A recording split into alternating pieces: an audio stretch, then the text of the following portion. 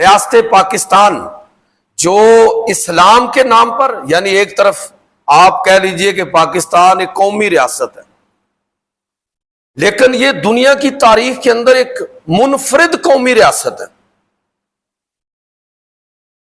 Nationalism, آپ تاریخ اٹھا کے دیکھیں کہ یورپ جب ٹکڑوں کے اندر تقسیم ہوا تو وہاں پر نیشنلزم کی ایک کہہ لیجئے کہ ایک پوری تحریک چلی ہے، جس کو ٹریٹی آف ویسٹ فالیہ کہا جاتا ہے۔ 1618 سے لے کر 1648 تک یہ 30 سال یورپ کے اندر خانہ جنگی رہی۔ اس خانہ جنگی کے نتیجے میں وہاں پر لوگوں کے اندر نیشنلزم، اس کو فروغ ملا، قومیت کو فروغ ملا۔ تو قومیت کے نام پر چھوٹے چھوٹے ملک وجود کے اندر آئے۔ آج جس کو آپ یورپین یونین کہتے ہیں، یہ پورا یورپ کسی زمانے میں متحد تھا۔ تو قومیت کے نام پر کس طرح یورپ اور مغرب تقسیم ہوا اور اس کے اثرات کس طرح پھر عالم اسلام پر مرتب ہوئے، اور عالم اسلام بھی پھر یہ پورا عرب، بلکہ اگر آپ خلافت عثمانیہ کی تاریخ پڑھیں تو 3 دنیا کے بڑے بڑے اعظموں پر حکومت،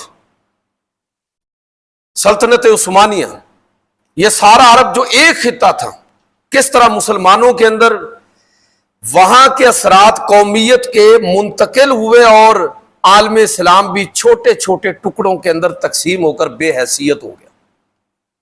پاکستان ماننا ہوگا کہ پاکستان بھی ایک قومی ریاست کے طور پر وجود میں آیا، لیکن میں عرض کرنا چاہوں گا کہ یہ اس طرح کی قومی ریاست نہیں ہے جس طرح سعودی عرب ہے،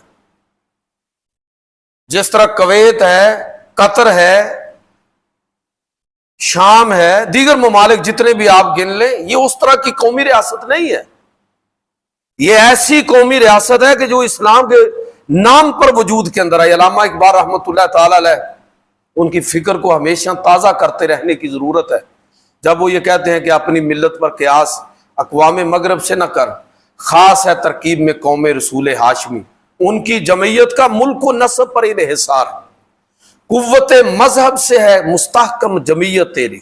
مسلمانوں کی طاقت اور پاکستان کے رہنے والوں کی اصل طاقت جو ہے وہ لسانی عصبیت میں نہیں ہے، بیڑا غرق اس مسل کی عصبیت میں نہیں ہے، اس جغرافیائی عصبیتوں میں نہیں ہے۔